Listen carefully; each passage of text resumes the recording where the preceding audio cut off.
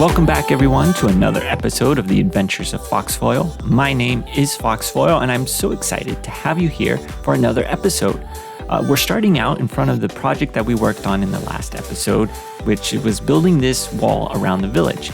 In doing that, I realized that the tools that I have are really not cut out for large-scale projects. So today's episode is going to be about getting the foundation that we need to have better tools and more resources for the bigger projects that we want to do.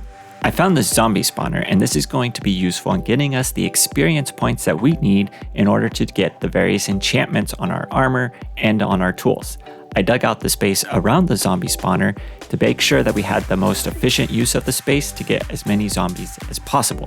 I then finished prepping the space so that way it would be all set to go to have the zombies spawn in so that we could collect the experience and get the enchantments that we need. With that, let's get started with the episode. For an enchantment table, we're going to need to get obsidian. But in order to get the obsidian, we're going to need a diamond pickaxe. And right now, all we have is an iron pickaxe, and we only have 2 diamonds. So we're going to need to get some more diamonds in order to get the diamond pickaxe, to mine the obsidian, to get the enchantment table. In between episodes, I did a little exploring and found a few diamonds that we'll be able to mine. So let's go ahead and head down to where I found them, and we'll get those diamonds. Down here at the deep slate level, I found this tunnel while digging down. And in the tunnel are some diamonds, which you can see right here, but we're not going to get these diamonds. There are some more up here, I think. Let's see. Yes, right there. That's what we're looking for. So let's get this diamond right here. And what we're going to do is dig around it to see if there are any more, because it's just the one. And yes, there's a second one. Nope. It doesn't look like we're going to get any more. So it's just going to be the 2, but that's fine because we already have 2. So we just need 1 more to create the pickaxe. So let's grab those, and then we'll go up and get the pickaxe crafted. Let's grab the 2 diamonds that we already have. Let's go over here. We're going to craft up our first diamond tool, which will be the pickaxe that we need for the obsidian. So let's grab that. There we are. We're all set. Now we're going to go get the obsidian, which is underneath the woodcutter's cottage. And before we do, I'm going to grab some water just so that there's no accidents with the lava. And then that way we're going to be all set to go. So let's get the obsidian, and then we'll be able to craft our enchantment table. We're back here at the zombie spawner, and I was able to get the obsidian to craft the enchantment table, and I have the enchantment table all crafted up. But now what I want to do is get this area prepared. So we've got the zombies, and they're going to fall down here, and we'll be able to get them and the experience from them pretty easily. Over here is where I want to get the enchantment setup put. So what we need to do is mine out this stone. So I'm going to work on getting it mined out and building it up, and then I'll bring you back in once it's all finished up. All right. I've finished decorating this space. We've got some deep slate tiles, and then we've got some spruce logs and some dark oak stairs. Then over here, we have the furnace and crafting table in case we need any last minute things to put together. Down here is where the zombies came down, which you've already seen. And then this is the enchantment setup. While I was digging out the space, I found this emerald ore, and rather than breaking it, I left it as this divider between the 2 chests. I think that works out pretty well. May do some more with it, but right now we'll just leave the chest where they are. Over here, I want to craft up another bookshelf just so that the space is more balanced out. So let's get some logs to get some more planks, and we're going to need some more. And then there we go. Let's see. We need to put them in. Nope, not like that.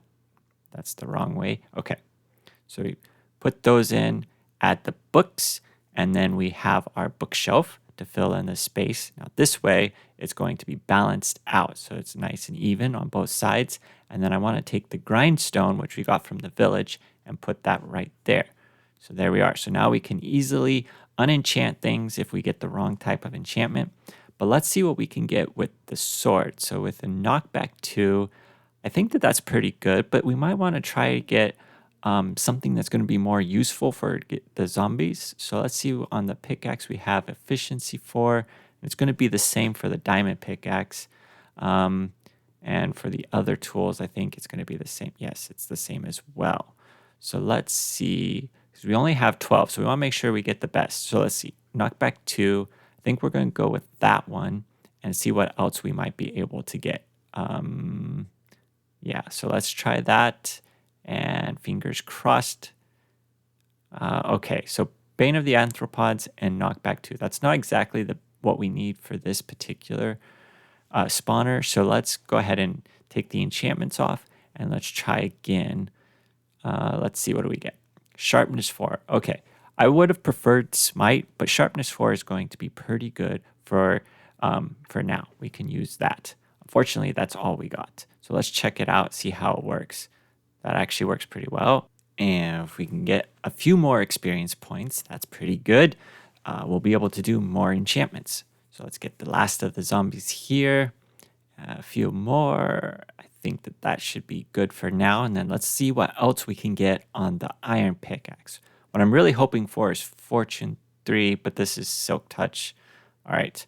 If we put that on the diamond pickaxe, I think that'll be useful because we can use that to get stone later. So we have that now. Let's take this one, and on breaking 3, I don't know if I want to risk it. Let's see what else. Fortune 1.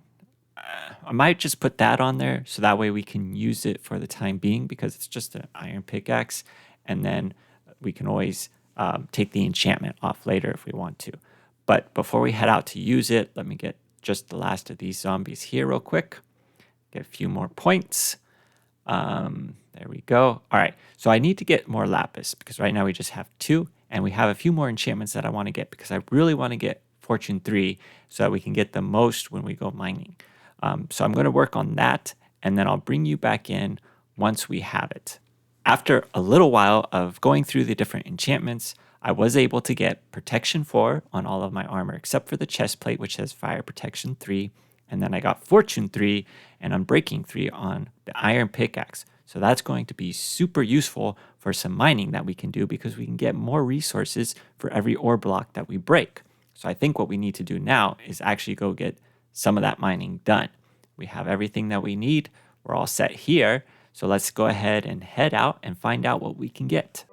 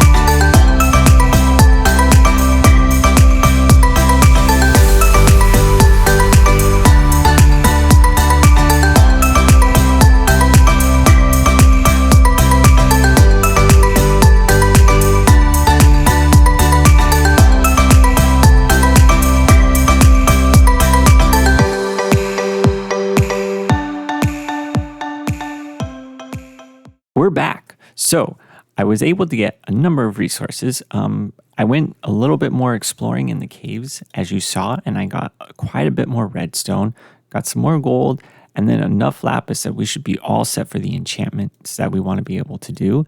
And then with 36 diamonds, we have enough for a full set of armor and a number of tools as well. For the iron, I decided to keep the deep slate iron ore because just having that is going to be more rare. And the iron that we need, we'll be able to get from other sources. So having that as its own block is going to be useful as well. The next project that we're going to start on is going to be expanding our farm production because we have it ending with wheat, but we also need to have carrots and potatoes as well. So this space is where we're going to put them in. Now, right now, what I want to do is get a path that's going to come over to here, and it will come up and then end up in this space. And then I think there's going to go a building in the middle. And then we need to get this terrain so that it has a little bit more space because right now it slopes down pretty steeply into this area. So if we add more space in, there'll be more room for the different crops that we want to grow. So let's go ahead and get started with that project right now.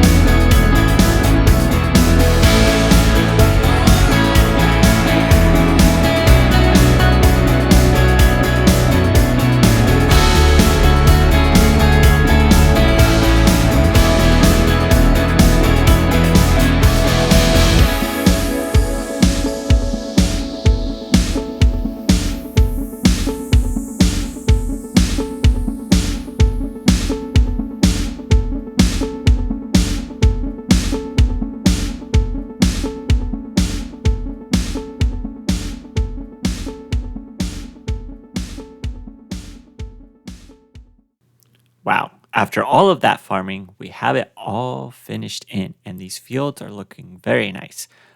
With this building in the middle here, we've got a little bit more balance to our area because before it was all up on the hill over there, but now we've filled in this whole space all the way around. So that is looking much better than what we had in there before with just the empty fields, and I'm very happy with how it turned out.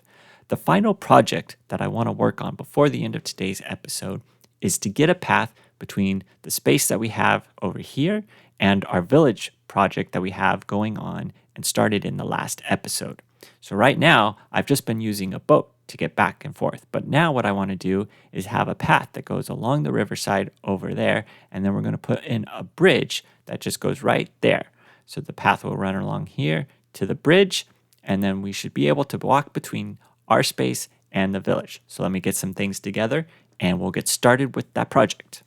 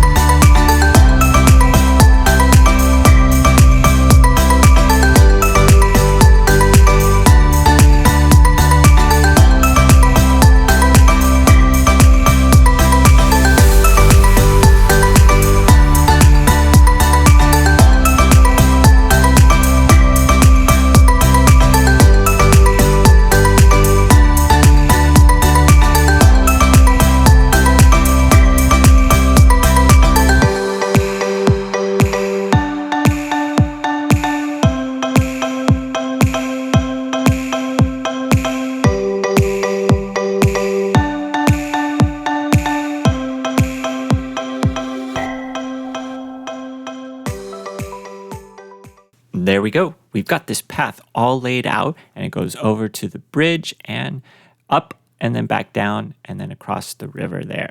So it took me a little bit of work on the bridge to finesse out the arch to get it to look the way I wanted it to be. I had to put in some slabs, some stairs, and then I think eventually I was able to reach a good point with it. But this path kind of comes down right through here, and we reach the bridge. And then what we want to do eventually is connect up the other side of the bridge with the village over there. But I didn't put the path in because I haven't quite figured out what I want to do with this area. With these two houses here, this one is just really close to the water, and then this one is really close to the gate. And so those are eventually going to be taken out, and we'll replace them with some other things. But I haven't quite worked out what I want to do with that area yet. But the path will go along here and right up and connect to the gate and the path that we have over there eventually. So that's what we're going to do. But I think that that's all that we have time for this episode. I'm very excited with the progress that we've made today in getting ready for the big projects coming up. We've got the tools enchanted, we've got the path leading over to the village, and next episode, we're going to be making a lot of progress in getting that project started. But until then, thank you so much for joining me. It's been great having you, and we'll see you later.